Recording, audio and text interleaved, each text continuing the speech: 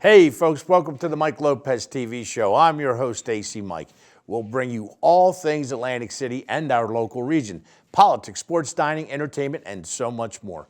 Our first guest is Larry Mintz, senior partner at Goldberg, Mackler, Salyeg, and Mintz. After that, our second guest will be Michael Chape, president of the Greater Atlantic City Chamber. So stick around, we'll be right back.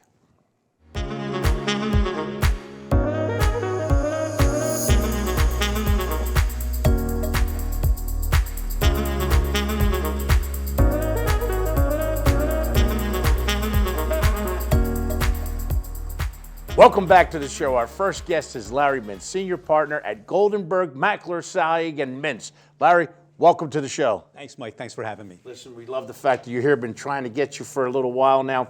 Before we get into this interview, Larry, do me a favor. Tell our listeners, viewers, and whoever's out there in the TV land a little bit about Larry Mintz, please. Well, I've been a lawyer for almost 40 years now, and been working for the same law firm, Goldenberg, Mackler, Salyeg, and Mintz, since 1981. My primary area of practice is workers' compensation. We only represent injured workers. We do not represent any insurance carriers or any companies, only the plaintiffs, only the petitioners, as they're called in workers' comp. And I've by now seen it all. You've definitely seen it all. Listen, I understand that you're an expert workman's comp attorney.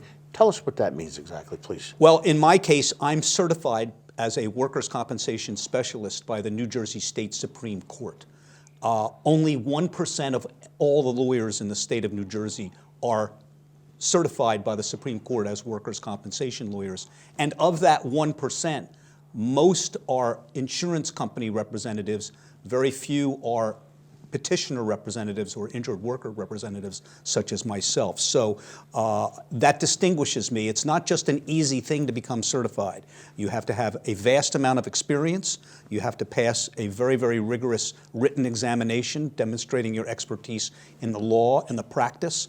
And you have to have multiple years of experience exclusively doing workers' compensation, which is why there are so few certified workers' compensation lawyers in New Jersey.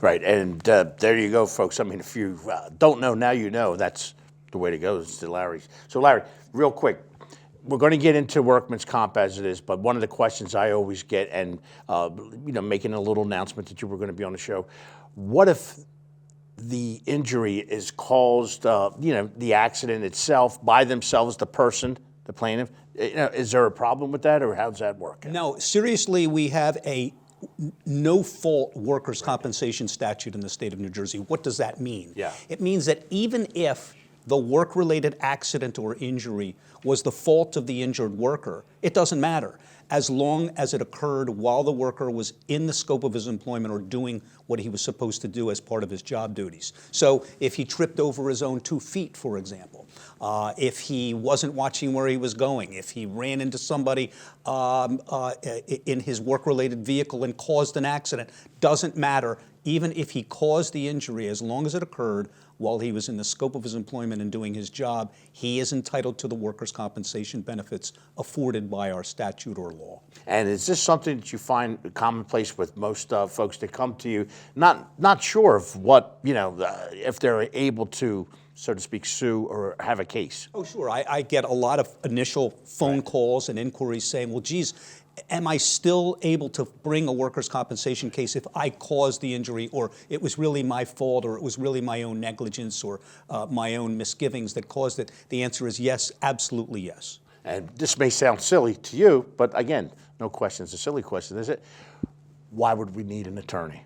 Well, let me back up and explain what the workers' compensation benefits are, so that I can put some meat on the skeleton of the question you just asked me. First of all, there are 2 types of workers' compensation claims that are recognized by our law. One you already covered, the accident or the work-related trauma. Somebody falls off of a ladder. Somebody's lifting something heavy off the back of his truck and herniates a disc in his lower back. It happens immediately. Immediate cause and effect. It's an accident.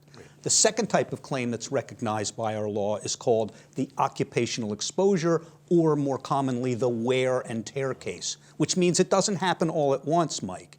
It happens over a period of time because of something that the worker does day in and day out as part of their job duties, or something that that worker is exposed to as part of their work-related environment, such as breathing in mold or mildew, or being in a sick building, or breathing in asbestos fibers, or the classic wear and tear claim, somebody who does heavy labor and over a long period of time either causes or, and this is very important, aggravates, accelerates, or exacerbates a pre-existing condition because of the work duties that he or she does over and over and over again. So if you have a pre-existing low back injury and you are required constantly and repetitively to lift heavy items on your job, and as a result of many, many months or years of lifting, you aggravate or make that pre-existing condition worse, then you are also entitled to workers' compensation benefits. Now, let me get to your question. It's got it.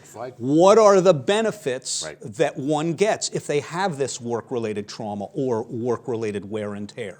First and foremost, they get workers' compensation provides the medical treatment necessary to cure or to make that condition as good as it possibly can be made, at the expense of the workers' comp insurance carrier.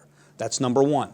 Number two, if the doctor that is authorized to treat, and by the way, that means that the workers' compensation insurance company picks and chooses the doctor that they wish to authorize. They usually have a network of experts that are very well capable of providing treatment. But as long as that doctor feels that you cannot work while you're recovering from the injury or the surgery or the other necessary treatment, you're entitled to a second benefit called temporary disability, which is the payment of 70% of your weekly wages for however many weeks the doctor keeps you out of work. Now, all that to answer your question, why does one need a lawyer? And the answer is because 6 out of 10 people who are hurt on the job in the state of New Jersey don't realize that there's more to it than the two things that I just identified. Most people think as long as they're paying for my medical bills or as long as they're paying me for the time that I'm off of the job, that's all I get. And the insurance carriers want to keep that as a big dark secret, because if a lawyer is retained, then the insurance company is also going to be forced to provide a settlement at the end of the case for whatever permanent damage results from the work-related injury or wear and tear. And the insurance company is going to be required to pay more than half of the lawyer's fee that the lawyer gets paid at the end of the case. And the insurance company is going to also have to be available so that the case can be reopened, and the worker has the right to reopen the case for up to 2 years from the time they receive that settlement of permanent damage. So the insurance carriers keep that a big dark secret. Most people that call me think that they're only entitled to medical treatment and lost wage benefits, right. And without a lawyer, there is not going to be that large settlement at the end of the case. There's not going to be that continuing right to reopen the case into the future, and there's not going to be the assessment of lawyers' fees against the insurance carrier. And when you talk big dark secret, I totally understand what you're saying. But talking about the injured and their workplace, how are they protected? You know, well, I'm sure lots of men and women come to you, well, you know, I don't want nothing to happen to my job. You know, what's going to happen? How am I protected? Oh, please. The workers' compensation statute makes it a Category 3 criminal act to be discriminated against, retaliated against, or terminated as a direct result of a workers' compensation case. There is also civil remedies where you can sue the employer for wrongful termination if it's based on retaliatory action due to bringing of a workers' compensation case. And in my long experience, I've only had 1 or 2 situations where that has happened. Most of the larger companies know better. Maybe a small mom and pop company will not understand that there is this prohibition against any type of discrimination, and they'll say, you so-and-so, you brought a workers' compensation claim against me, you're fired, go home. I've only seen that happen once or twice in my lengthy career. It doesn't happen because the law is so strong and stringent against such a thing. And that's good to know, and I'm sure that it makes a lot of folks out there, feel a little bit easier about doing it because, when you're injured and the way times are at this present day 2023, work is so important, always has been, right? Nobody wants to lose their job, but it's good to know that the employer knows what's going to happen. I mean, when you got something, they can be struck with themselves. Now, this may sound silly as well, too. What do they get? When they come to you and besides, what you explained? Well, some people are fortunate enough to come to me having the workers' compensation already accepting compensability or responsibility for the claim. Others are not. Others come to me because the workers' compensation insurance company has denied the claim for various reasons. Maybe there was no witnesses to the accident and there's a question as to whether or not the injury really occurred on the job as opposed to somewhere else. There may be an issue of medical causal relationship between the injury that is claimed and the work-connected injury or exposure. It may not have been caused by work. If somebody, for example, feels that they've or brings a claim for a work-related heart attack and there's a medical issue, there may be a denied claim. So that, of course, is where we start in a case that's been denied. We start by attempting to establish that there is cause and effect between either the work environment or the work job duties and the medical issue that is at hand, or the accident and the need for medical treatment. In those cases that we win or we are successful in proving connection between the work environment or the work duties or the work accident and the medical condition, they get, as I said, medical treatment, they get temporary disability for the time they've lost from the job, and they get a settlement based upon how much permanent damage they've suffered as a direct result of the injury, accident, or wear and tear. Now, we have about 2 or 3 minutes left, Larry. Very quickly, if they're, continue to be denied, is there an exhausted amount of people or times the claim can be denied till it gets brought to court, so to speak? If the claim is denied, then either it's going to have to be brought to court, right, or it's going to go by the wayside and be dismissed because the client just doesn't want to pursue it. But if the claim is denied and a lawyer is retained, then the lawyer takes it to some sort of resolution before a court, either a settlement out of court or an ultimate trial where there's a conclusion made by the judge of compensation. And by the way, we do not have a jury in workers' compensation. Right. But the judge of compensation would make a decision as to whether or not the insurance company is correct or incorrect in denying the claim. Okay, and about 2 minutes left. You touched on it earlier in the interview. They can reopen. Absolutely. Explain that one more time, All please. right. So I explained that there is a settlement at the end of the case for the permanent damage that's been sustained as a result of the work-connected injury or wear and tear. After that settlement is paid, the worker still has an additional 2 years from the date that they are paid within which to reopen the case should they need further medical treatment related to this accident or injury, or should their condition worsen, even if they're no longer working for the employer at which the injury or wear and tear occurred. And if they reopen within that 2-year period for whatever reason, then they buy themselves more time down the line. So the claim isn't over at settlement. The claim lives on with the right to reopen into the future. And reopening the case is a simple matter of returning to the lawyer that represented you originally.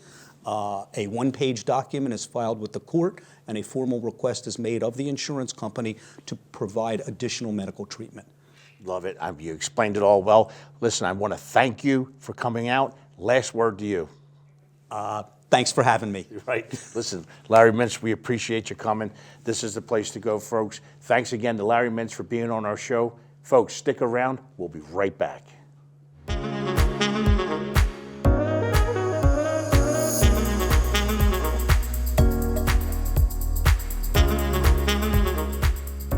Welcome back to the show. Our next guest is Michael Chape, president of the Greater Atlantic City Chamber.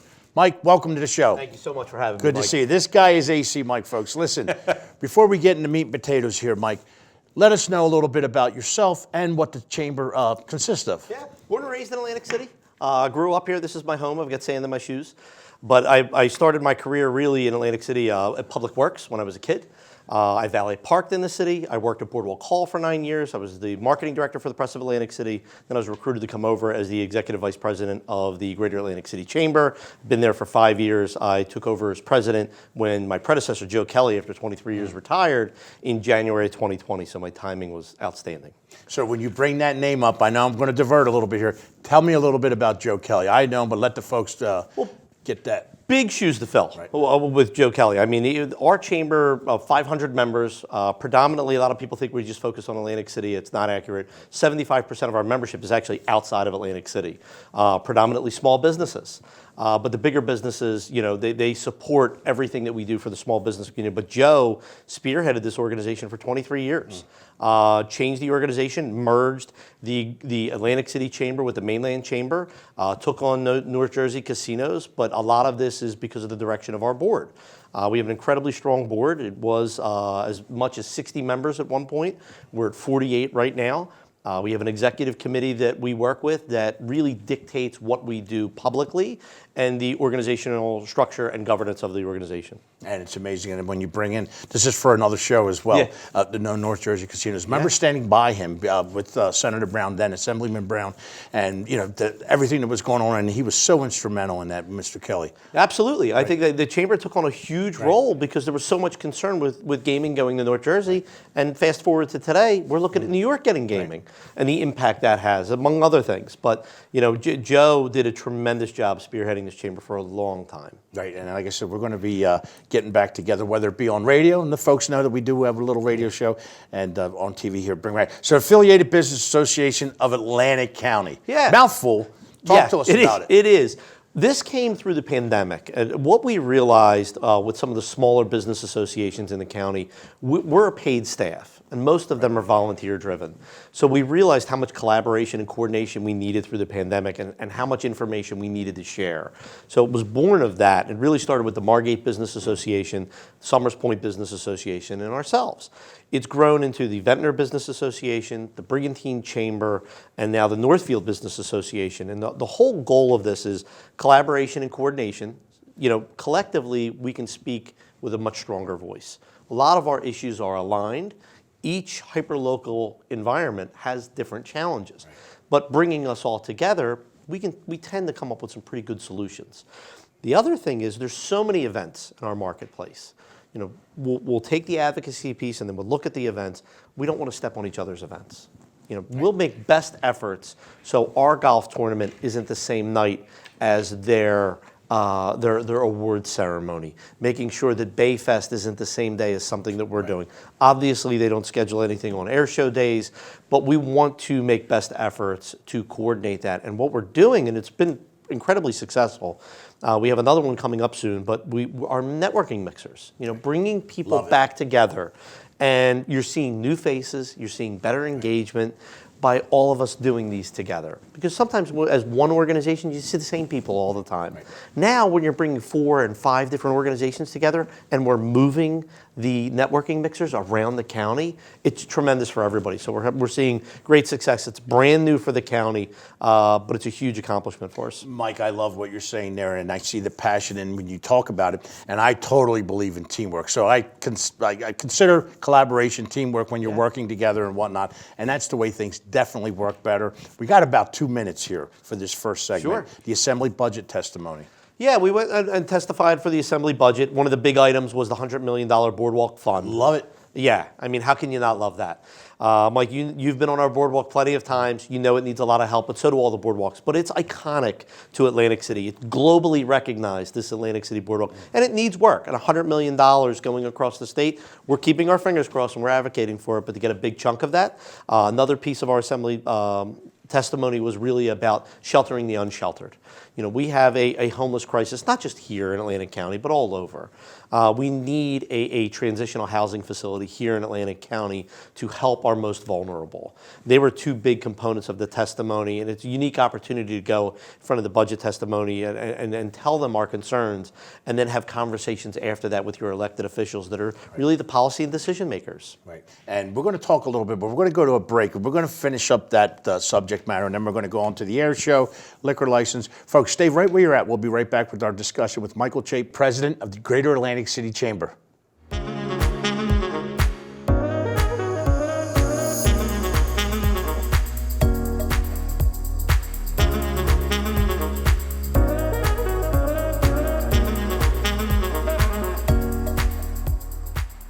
Hey folks, welcome back. It's time to continue our discussion with Michael Chape, President of the Greater Atlantic City Chamber.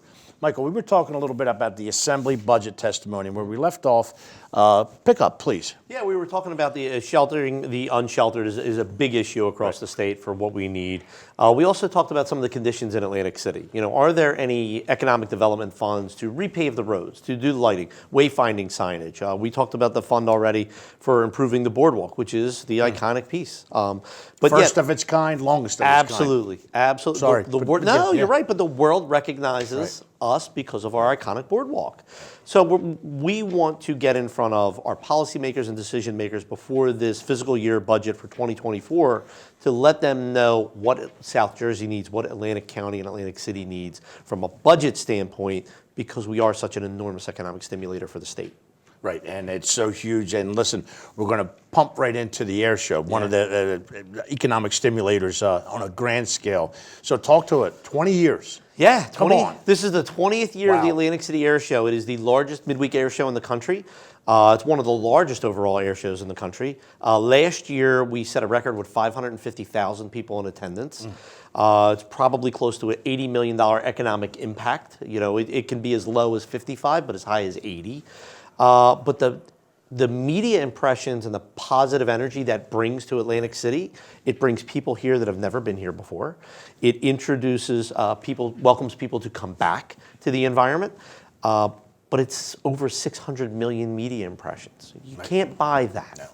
No. And what that does from a chamber perspective is beyond the economic stimulus is we work really closely with so many of our partners, the 177th Fighter Wing, South Jersey Transportation Authority, the City of Atlantic City, all of the public safety officials across the state police, FBI. It is an enormous collaboration, unlike any event. We've actually had Live Nation listen to some of the conversations, and they thought their event was so grand, and this is another level because of what has to take place in order for it to happen. And talk about it a little bit more. Yeah. I mean, I know we're 20 years in, but each and every year presents new hurdles to get over. Always. Go, Ed. Yeah, I think that, through the pandemic, it's cost, fuel cost. You don't think about what that costs. We order a smoke oil that you see the Thunderbirds. You have to supply that. They're 55-gallon drums. They're up 40%. Transportation fees. But this year, we're going to have the Thunderbirds will be back. The Golden Knights are always back. And right now, I'm looking at, believe it or not, you look at civilian performer contracts. So these civilian performers travel around the country, and we try and fit them in with routing and who can come. But some of them are warbirds, the older historic planes. Some of them have new demonstrations. Some of them are these new type of aerial demonstrations that we haven't seen before.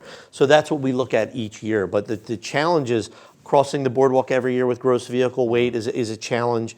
There's limitations there. But even finding tents, the amount of tents that we need for the event is challenging. We use 3 different companies to supply everything. It's a wild event, but it is so much work, but so much fun.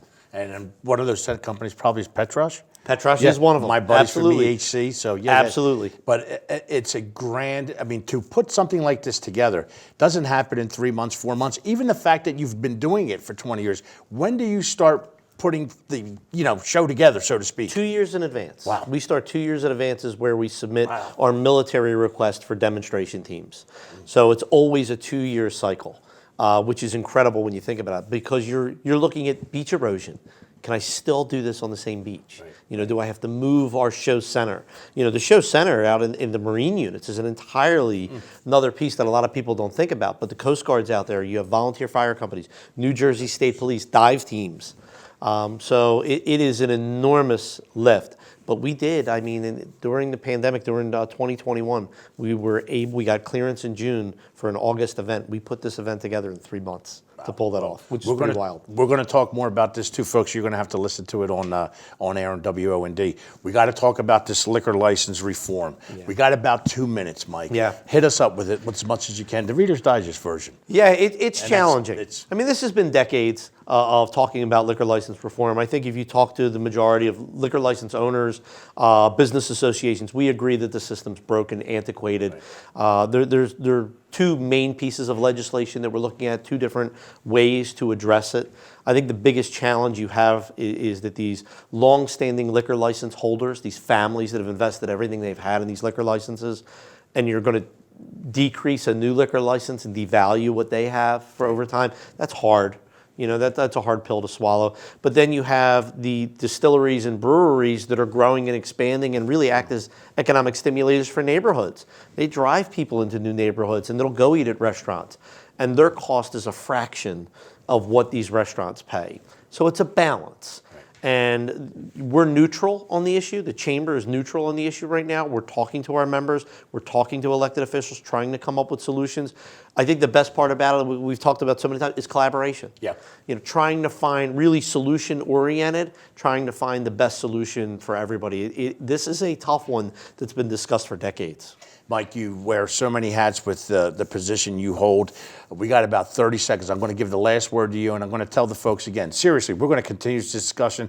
This man is passionate about what he does, passionate about Atlantic County, Atlantic City, and the Chamber. Last word to you, my friend. No, I appreciate you having me, Juan. I think there's a lot of good work that's being done. You know, you end on a positive note. Right. Atlantic City and Atlantic County has so much opportunity in it, and I think that back to that collaboration, that ability to compromise and work together is something that we need going forward. There are plenty of challenges on the horizon, but the only way we're going to get through this is by doing it together and hanging out with people like you and discussing these challenges and opportunities. Hey, Mike, thanks again for coming out here. We really appreciate you. Thanks again, one more time, to Michael Chait for being our guest on the show. Folks, stay right where you're at. We'll be right back.